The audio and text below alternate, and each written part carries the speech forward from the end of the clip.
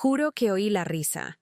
No una risa feliz, sino esa risa ahogada, cómplice, de quien tiene un secreto y se divierte a costa de alguien. Y ese alguien, una vez más, era yo. Esa noche, en la mesa de un restaurante donde no quería estar, fui testigo de la cúspide de una farsa que ya duraba años. Mi hija, mi yerno y hasta mis nietos fingieron olvidar la cartera, esperando que la vieja pagara.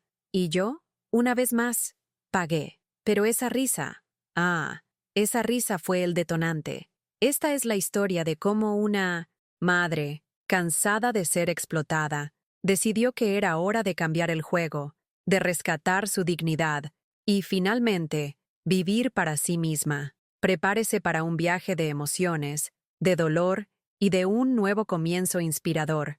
Y si usted se identifica con esta historia, si le llega al corazón, por favor, dele me gusta, comente, suscríbase al canal y comparta este video. Su interacción nos ayuda a seguir contando historias que importan. Me llamo Elena, y mi vida siempre ha estado definida por la palabra dar. Desde temprano, aprendí de mi madre, una mujer de fibra y corazón inmenso, que la generosidad no era solo una virtud, sino un modo de vida. Elena, decía ella, con sus manos curtidas de tanto trabajar en la huerta y coser para afuera.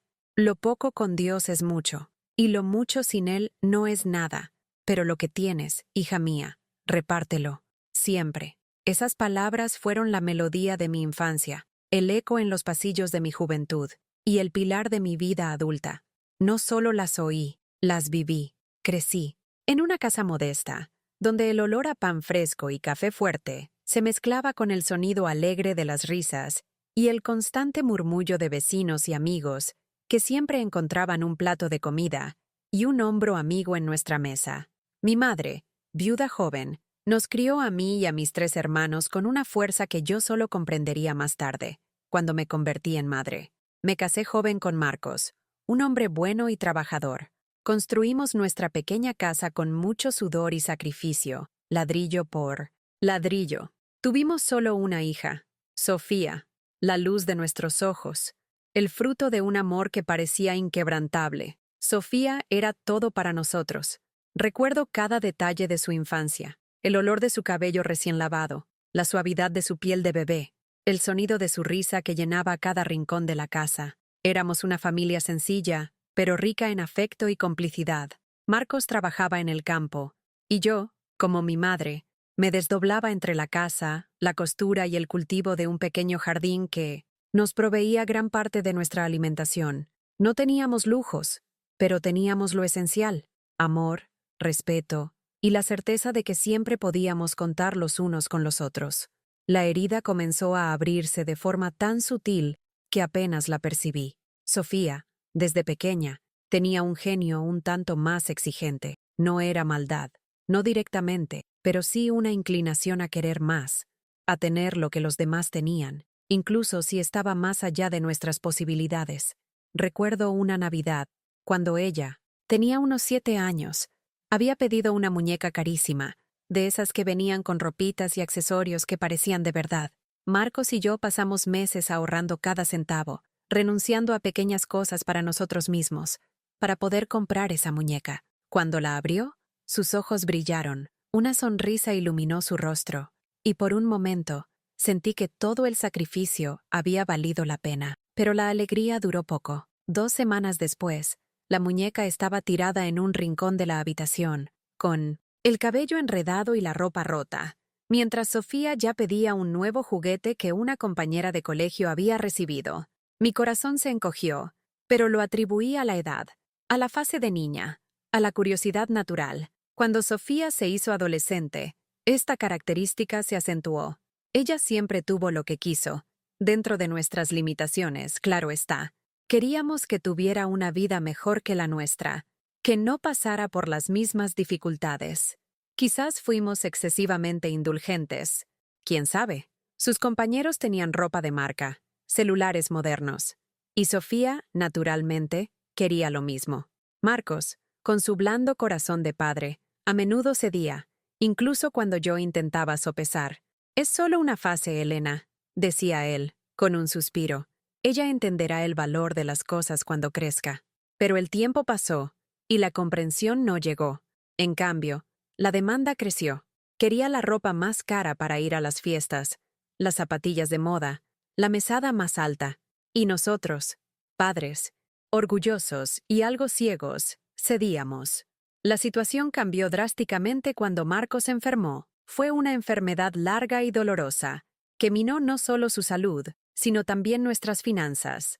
Los tratamientos eran caros, y los ahorros que habíamos juntado a lo largo de una vida de trabajo se fueron esfumando como arena entre los dedos.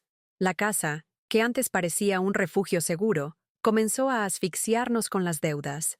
Sofía estaba en la universidad, estudiando Derecho. Nos sentíamos orgullosos de su inteligencia y ambición. Ella prometía el oro y el moro. Cuando me gradúe, mamá, los sacaré de esta vida.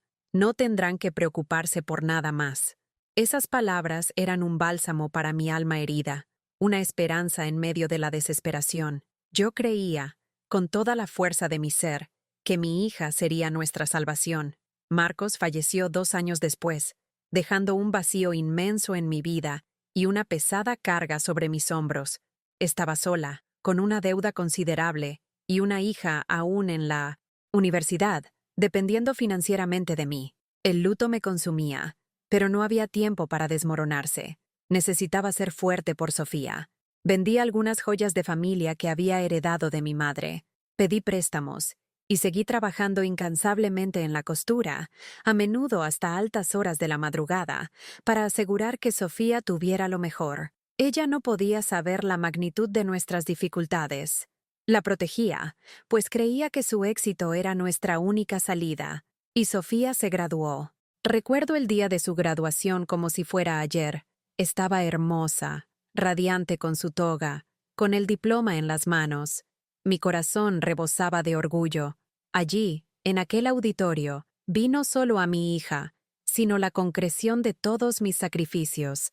Sería una abogada exitosa, y nuestra vida, finalmente, cambiaría. Poco sabía yo que aquella graduación era solo el comienzo de un nuevo capítulo de dolores y desilusiones. Sofía pronto consiguió un buen empleo en un renombrado bufete de abogados. Conoció a un joven abogado, Ricardo, también muy prometedor. Se casaron en una ceremonia hermosa, lujosa, que yo pagué, en 1000 cuotas con mi tarjeta de crédito, que apenas usaba para mis propias necesidades básicas. No me importaba, era el día más feliz de mi hija, y yo quería que todo fuera perfecto. Lo que no percibí, o preferí no ver, era que la generosidad excesiva que siempre me guió se estaba transformando en una trampa. Con cada regalo caro, con cada cuenta de restaurante que pagaba para los recién casados, con cada ayuda financiera que pedían para el alquiler, para los muebles, para los viajes, una pequeña parte de mí se perdía. Ellos nunca ofrecían, nunca. Y yo, con mi corazón de madre, siempre encontraba una justificación. Están empezando la vida. Es una fase difícil. Necesitan apoyo. El tiempo pasó. Nacieron mis nietos, Mariana y Pedro, mis rayos de sol. Los amaba incondicionalmente. Por ellos, haría cualquier cosa. Y esta fue quizás mi mayor debilidad. Los gastos de la familia de Sofía crecían, y la frecuencia de mis préstamos o regalos se hacía cada vez más constante. Compraban autos nuevos, reformaban la casa, viajaban a lugares caros. Y yo, en mi humilde casa, seguía cosiendo, viviendo de forma modesta, sin siquiera considerar comprar algo para mí. Lo que me confortaba era la idea de que estaba contribuyendo a la felicidad de mi hija y de mis nietos. Creía que, en el fondo, me valoraban. Creía que un día reconocerían mis sacrificios. La herida, que antes era una pequeña grieta, ahora comenzaba a ensancharse, silenciosamente, en el fondo de mi alma. Y la primera gota de amargura, que tragué junto con una sonrisa forzada, fue en aquella cena donde, por primera vez, olvidaron la cartera. Y yo pagué, como siempre. Aquel primer olvido de la cartera en el restaurante fue solo el presagio de una dinámica que se convertiría en la norma. Lo que comenzó como algo esporádico, casi accidental, rápidamente se transformó en un patrón. Salidas, ahí no me siento. Almorzar, cenas en familia, paseos al centro comercial. En todas esas ocasiones, siempre había una excusa burda, una mirada cómplice, un «Ay, mamá, olvidé mi bolso en casa» o «Papá, creí que habías tomado la cartera». E invariablemente, yo pagaba. Al principio intentaba justificarlo. Deben estar pasando por un momento difícil. Sofía acaba de tener un aumento, pero debe estar organizando sus finanzas. Pero las justificaciones se fueron desvaneciendo a medida que veía la ropa de marca, los gadgets de última generación, los viajes lujosos que ostentaban en las redes sociales. La verdad, cruel e innegable, comenzó a imponerse. No se olvidaban. Esperaban que yo pagara. Lo más doloroso no era el dinero en sí, aunque mi modesta jubilación y el trabajo de costura apenas alcanzaban para cubrir mis propios gastos. Lo que dolía era la indiferencia, la falta de consideración. Me sentía invisible, una máquina de hacer dinero, una fuente inagotable de recursos que existía solo para satisfacer sus caprichos. Mi casa, antes un refugio de amor y afecto, ahora parecía un puesto de avanzada de servicios, donde yo era la gerente no remunerada. Venían a almorzar, yo cocinaba. Pedían que les lavara la ropa, yo lavaba. Necesitaban un favor, yo lo resolvía. Y todo esto se hacía con la expectativa de que no me quejaría, que siempre estaría disponible, siempre sonriendo. La soledad se convirtió en mi compañera constante. Las visitas de Sofía y Ricardo, antes un motivo de alegría, se transformaron en una carga. Me preparaba para la inevitable sorpresa de la cartera olvidada, para la petición de un préstamo que sabía que nunca sería devuelto. Veía a mis nietos, Mariana y Pedro, crecer y, lamentablemente, asimilar los mismos patrones. Mariana, con su dulzura, pronto aprendió que la abuela siempre le daba lo que pedía, sin cuestionar. Pedro, más listo y observador, ya reproducía las frases de sus padres. «Abuela, ¿puedes comprarme esto?» Mamá olvidó la tarjeta. Mi corazón se rompía en 1000 pedazos cada vez. No quería que mis nietos crecieran pensando que el amor se medía por bienes materiales, que la generosidad era una calle de sentido único, sin gratitud ni reciprocidad. Intentaba hablar, de forma sutil, claro está. «Hija, la situación está difícil para mí este mes». Me arriesgaba, con la voz baja, casi pidiendo disculpas por expresar una necesidad. La respuesta de Sofía era siempre la misma, una sonrisa forzada y un asentimiento de cabeza. «Ay, mamá, qué tontería, siempre te las arreglas. Eres tan fuerte». O «No te preocupes, mamá, te pagamos después». Ese «después» nunca llegaba. Ricardo, por su parte, era más directo, con un tono de voz que rozaba la irritación. «Doña Elena, no haga una escena. Usted siempre tiene un dinerito guardado. Es para la familia, ¿no?» Cada vez que lo intentaba, me sentía más pequeña, más insignificante. El silencio, la incomprensión velada, era la respuesta más cruel. Comencé a aislarme. Dejé de salir con mis pocas amigas. Decliné invitaciones a eventos de la iglesia. No quería que vieran mi dolor, mi desgaste.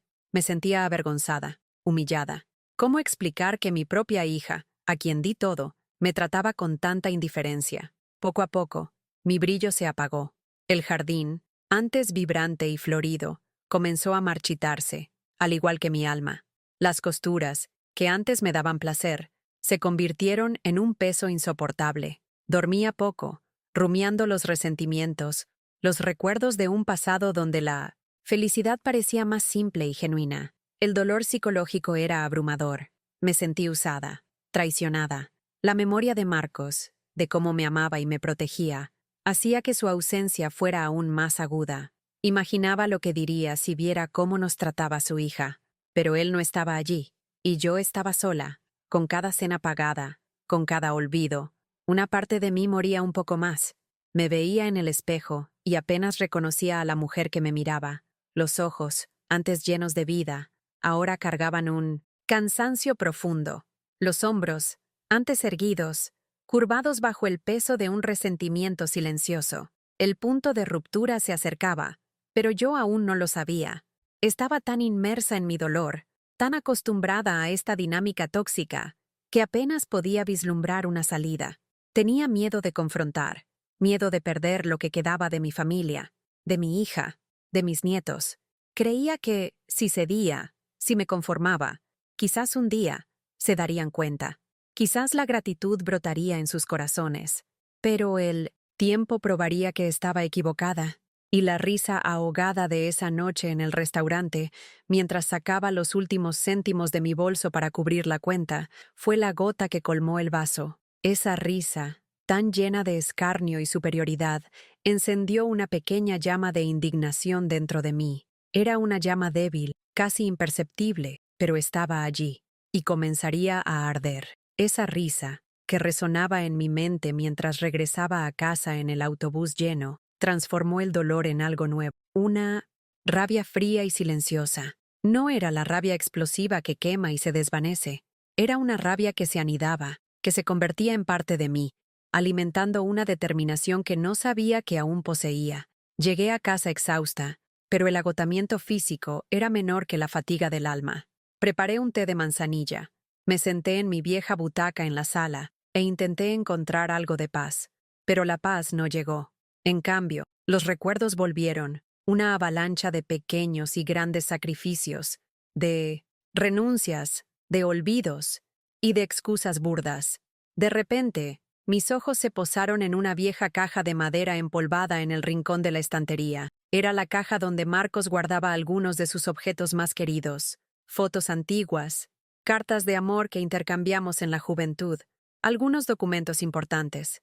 No la abría desde hacía años, quizás por miedo a remover el dolor de su ausencia. Pero esa noche, algo me impulsó. Con las manos temblorosas, tomé la caja y la coloqué en mi regazo. El olor a papel envejecido y a un pasado distante llenó el aire. Comencé a hojear las fotos, reviviendo momentos de felicidad genuina. Allí estaba Marcos, sonriendo, con los brazos alrededor de mí. Allí, Sofía, aún niña, en el regazo de su padre, ambos radiantes. Una punzada de dolor me golpeó. ¿Dónde estaba esa familia? ¿Dónde estaba ese amor incondicional? Seguí buscando, y entonces mis dedos tocaron algo diferente. No era una foto, era un sobre grueso, un poco amarillento por el tiempo, sin remitente ni destinatario. Lo abrí con curiosidad. Dentro había varios documentos, contratos, recibos y una carta, escrita a mano, con la caligrafía inconfundible de Marcos. La fecha era de unos meses antes de que él enfermara gravemente. Empecé a leer, y cada palabra era como un puñetazo en el estómago, pero también una revelación. La carta comenzaba con un tono de preocupación. Marcos escribía sobre los costos crecientes de la Universidad de Sofía, sobre cómo él y yo nos estábamos desdoblando para asegurar su futuro. Hablaba de nuestro amor por ella, de nuestro deseo de verla feliz y exitosa. Pero entonces, la escritura cambiaba, volviéndose más firme, casi iracunda. Mencionaba un préstamo considerable que había hecho para cubrir algunas deudas inesperadas que Sofía había contraído. Ella lo había pedido, con la promesa de que lo pagaría tan pronto como se graduara y consiguiera un empleo. Pero lo que me sorprendió fue lo que vino a continuación. Marcos había, en secreto, consultado a un abogado amigo de la familia sobre cómo proteger nuestro pequeño patrimonio, la casa y una pequeña suma de dinero que guardaba para nuestra vejez, de eventuales problemas financieros futuros de Sofía. Describía su preocupación de que Sofía, con su ambición desmedida y falta de noción con el dinero, pudiera un día llevarnos a la ruina. Había una línea que me hizo atragantarme. Amo a nuestra hija, Elena, pero tengo miedo de que su sed de más nos consuma. Ella no entiende el valor del sudor, de la privación. Estoy haciendo esto por nosotros, mi amor, para asegurar que tengas un techo y algo de confort cuando yo ya no esté aquí. Junto con la carta, había una copia de un testamento, formalizado, donde Marcos dejaba expresamente la casa y todos sus ahorros solo para mí, Elena, con una cláusula clara de usufructo e impedimento de venta o hipoteca, sin mi consentimiento expreso e irrevocable, y que, en caso de mi muerte, el patrimonio sería dividido en partes iguales, entre Sofía e instituciones de caridad que él apoyaba, con una porción significativa destinada a esas instituciones, limitando la parte de Sofía. También había copias de extractos bancarios que mostraban una cantidad considerable que había depositado en una cuenta de ahorro conjunta, pero con una cláusula que me daba total control en caso de su ausencia. Esa era la reserva que yo ni siquiera sabía que existía, aquella a la que él llamaba nuestro nido. Estaba en shock. Mi marido, el hombre que creía conocer tan bien, se había preocupado por protegerme de nuestra propia hija. Había anticipado lo que estaba sucediendo ahora. El dolor de su ausencia fue sustituido por una profunda gratitud. Marcos, incluso enfermo y al borde de la muerte, había pensado en mí, en mi bienestar, y la tristeza de no haber conocido esa parte de su preocupación se mezclaba con una ola de alivio al saber que no estaba desprotegida. La tensión moral en mi pecho se volvió casi insoportable. Durante años me había humillado, me había empequeñecido, me había sacrificado, creyendo que estaba actuando por amor y por una necesidad genuina de mi hija. Pero allí, en esas páginas, estaba la verdad. Sofía no necesitaba. Ella explotaba. Ella sabía que yo tenía recursos, aunque yo los usara para pagar sus cuentas. Ella sabía, o al menos, su padre sabía que ella actuaría así. La revelación fue un parteaguas. Ya no se trataba de dinero. Era sobre respeto, sobre carácter, sobre la esencia de una relación familiar. Esa risa, que antes parecía un sarcasmo infantil, ahora revelaba una crueldad calculadora. En ese momento, mientras las lágrimas rodaban por mi rostro, lágrimas de dolor, de gratitud, de rabia y de una extraña liberación, me di cuenta de que era hora de actuar. Ya no podía ser la víctima silenciosa. La llama de indignación que se había encendido en el autobús ahora era una hoguera ardiente en mi pecho. Tenía las pruebas, tenía la verdad y, más importante, tenía la fuerza que Marcos siempre supo, que yo poseía, incluso cuando dudaba de mí misma. La paz volvió a mí, pero era una paz diferente, la paz de quien toma una decisión irrevocable. Era la paz que precede a la tormenta, la calma antes del enfrentamiento. El tablero estaba puesto, y yo, la vieja e ingenua Elena, estaba a punto de mover mis piezas. Con el sobre de Marcos en mis manos, sentí una fuerza renacer en mí. No era la fuerza de la agresión, sino la de la dignidad. El dolor dio paso a una claridad cortante. No buscaba venganza en el sentido mezquino de la palabra, sino justicia, y sobre todo, el rescate de mi propio valor. El enfrentamiento sería inevitable, pero lo haría en mis términos, con la calma de quien posee la verdad. El momento ideal se presentó una semana después, un domingo, cuando Sofía y Ricardo, con los nietos, vinieron a almorzar a mi casa, como de costumbre. La escena era casi un ritual. Llegaban con la excusa de que no habían tenido tiempo de ir al supermercado, esperando que la nevera estuviera llena. Yo había preparado un almuerzo sencillo, pero sabroso. La mesa estaba puesta, y el olor a comida casera flotaba en el aire. Ricardo, como siempre, se acomodó enseguida, tomando el control de la televisión. Sofía, por su parte, comenzó a preguntar sobre las cuentas de la casa, sobre mi plan de salud, sobre el valor de mi jubilación, una forma sutil de sondear mi situación financiera para sus propios fines. Mamá, ¿ya pensaste en vender esta casa y venir a vivir en un apartamento más pequeño? Sería menos trabajo para ti, dijo Sofía, con una sonrisa que ahora veía como forzada. La sugerencia no era nueva.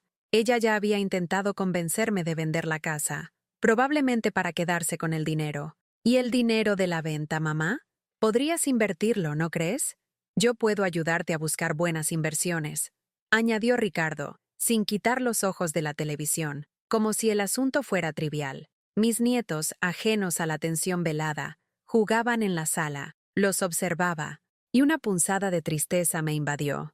Ellos no tenían la culpa, pero estaban siendo moldeados por esa dinámica tóxica. Era por ellos también, para mostrarles un camino diferente, que necesitaba hacer esto. Terminamos el almuerzo. Sofía y Ricardo comenzaron a levantarse, mientras Pedro pedía un helado y Mariana, un nuevo juguete que había visto en internet. Ricardo, Con la familiar pose relajada, miró a Sofía. Amor, trajiste la cartera, ¿verdad? Quería comprar algunas cosas en la farmacia de... Aquí cerca. Sofía hizo una expresión de sorpresa, llevándose la mano al bolso vacío. Ay, Ricardo, no lo puedo creer. La olvidé en casa otra vez. Pero qué cabeza la mía. Me miró con una sonrisa forzada, que antes me habría hecho suspirar y sacar mi propia cartera. Fue mi señal. Respiré hondo. El corazón latía fuerte, pero la voz salió firme, sin vacilar. No se preocupen, comencé, mi voz tranquila, pero con una autoridad que nunca habían oído. No tienen que preocuparse por sus carteras. Me miraron, sorprendidos. Sofía levantó una ceja. Ricardo finalmente quitó los ojos de la televisión. ¿Cómo así, mamá?, preguntó Sofía, con un toque de extrañeza en su voz. He pagado todos sus gastos por demasiado tiempo, hija. Y ya no lo haré más, declaré, levantándome y caminando lentamente hacia la estantería, donde la caja de Marcos esperaba. Mis movimientos eran deliberados, cada paso cargado de propósito. El silencio que siguió fue denso. Mariana y Pedro dejaron de jugar. Sintiendo el cambio en el ambiente, Ricardo frunció el ceño, Sofía palideció. Tomé el sobre de Marcos y volví a la mesa, colocándolo suavemente frente a ellos. Mis ojos se encontraron con los de Sofía. ¿Te acuerdas de tu padre, hija? ¿Del hombre que se desvivió para darte lo mejor? ¿Del hombre que trabajó de sol a sol para pagar tu universidad, para que no pasaras por lo que nosotros pasamos? Sofía asintió lentamente, confundida. Claro que recuerdo, mamá. ¿Pero qué tiene que ver eso? Tiene que ver con el valor de las cosas, Sofía. Con el valor del sudor, del sacrificio, y con el valor de la verdad. Mi voz permaneció controlada, pero la emoción era palpable. Tu padre era un hombre muy sabio, y se preocupaba por el futuro, nuestro futuro, y desafortunadamente, se preocupaba por tu carácter. Abrí el sobre y saqué la carta de Marcos, leyendo en voz alta la parte que hablaba de su preocupación por la ambición desmedida y falta de noción con el dinero de Sofía, y sobre cómo estaba protegiendo nuestro patrimonio. Con cada palabra, el rostro de Sofía se contorsionaba, entre la incredulidad y la vergüenza. Ricardo, que antes estaba relajado, ahora parecía petrificado. Tu padre hizo esto para protegerme, Sofía, para que yo tuviera un techo, un mínimo de comodidad en mi vejez, después de que él se fuera, porque él sabía lo que harías. Entonces, saqué el testamento y los extractos bancarios. Esta casa, hija, es mía. Me fue legada, con una cláusula específica, que me protege. Y este dinero, mostré los extractos, es nuestro nido, como tu padre lo llamaba. Él lo guardó para mí, para que yo no fuera una carga para nadie, para que no fuera explotada. Sofía estaba llorando a mares, pero sus lágrimas parecían más de humillación que de arrepentimiento genuino. Ricardo finalmente encontró su voz, furiosa. ¿Qué disparate es este, doña Elena? ¿Está queriendo decir que somos explotadores? ¿Que su propia hija es una interesada? Mis ojos se fijaron en él, sin miedo. Estoy diciendo, Ricardo, que ustedes se acostumbraron a una vida de lujo a mis expensas. Estoy diciendo que se ríen de mí, que fingen olvidar la cartera porque saben que yo, la madre tonta, la abuela que ama incondicionalmente, siempre pagará. Estoy diciendo que la falta de gratitud de ustedes me secó el alma. Tu padre no quería que yo viviera de migajas, Sofía. No quería que me sintiera usada, que tuviera que humillarme para tener paz. Y él me dio las herramientas para que eso no sucediera. Durante años, tuve miedo de confrontarlos, miedo de perderlos. Pero la verdad es que yo ya me había perdido. Me perdí intentando ser la madre perfecta, la que siempre da, sin recibir nada a cambio. Mariana y Pedro observaban la escena, sus caritas asustadas. Sofía se cubrió el rostro con las manos, sollozando. Mamá, por favor. No, Sofía, no, por favor. Es la hora de la verdad. A partir de hoy, la dinámica cambia. Los amo, mis nietos, incondicionalmente. Y espero que aprendan una lección con todo esto, que el amor no es transaccional, que la generosidad debe ser recíproca, y que el respeto es la base de cualquier relación. Estaré aquí para ustedes, para amar, para apoyar emocionalmente, pero ya no seré su fuente de ingresos, su cartera olvidada, su excusa para la irresponsabilidad. El silencio era tan pesado que se podía cortar con un cuchillo. Sofía y Ricardo se levantaron, sin decir una palabra. Tomaron a los niños de la mano y salieron de mi casa. No hubo despedida, no hubo promesa de regreso. La puerta se cerró detrás de ellos, y el sonido de su partida resonó en la sala vacía. Me senté de nuevo, exhausta, pero con una sensación de catarsis. Las lágrimas llegaron, pero esta vez no eran de tristeza, eran de alivio, de liberación. Había dicho la verdad, me había posicionado, había retomado el control de mi propia vida. La vieja Elena, que vivía para los demás, había quedado atrás. La mujer que resurgía de las cenizas, aunque herida, estaba entera, de nuevo. La confrontación fue dolorosa, pero necesaria, y, en ese momento, supe que había tomado la decisión correcta. El silencio que siguió a la partida de Sofía y Ricardo fue inicialmente ensordecedor, casi opresivo, pero a medida que los minutos se transformaban en horas y las horas en días, ese silencio se convirtió en un bálsamo, un espacio para la curación. La casa, antes llena de una tensión invisible, ahora respiraba ligeramente. Podía sentirlo. La presencia constante de la explotación se había disipado, y un nuevo aire, más ligero y puro, llenaba cada rincón. Los primeros días fueron los más difíciles. Ese vacío en la mesa el domingo, la ausencia de llamadas necesarias y la falta de los pedidos habituales eran extrañas. Por un breve momento, la culpa intentó instalarse. ¿Sería egoísta? ¿Habría ido demasiado lejos? Pero entonces, las palabras de Marcos en su carta resonaban en mi mente, y la imagen de su risa, en aquella cena, quemaba en mi memoria. No, no estaba equivocada. Me estaba rescatando a mí misma. Con el tiempo, esa sensación de vacío dio paso a una de libertad. Libertad para sentarme en mi jardín, que poco a poco volvía a florecer bajo mis cuidados renovados. Libertad para leer un libro sin interrupciones, para coser por placer y no por obligación. Libertad para gastar mi propio dinero en mí misma, sin culpa ni justificaciones.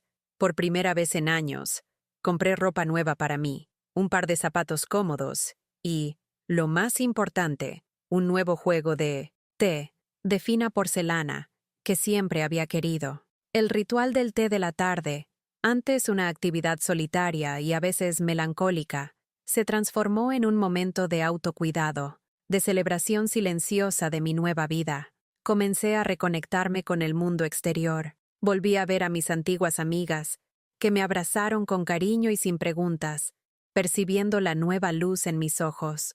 Volví a la iglesia, donde encontré consuelo y una comunidad que me acogía. No necesité explicar mi situación con Sofía. La paz en mi semblante hablaba por sí sola.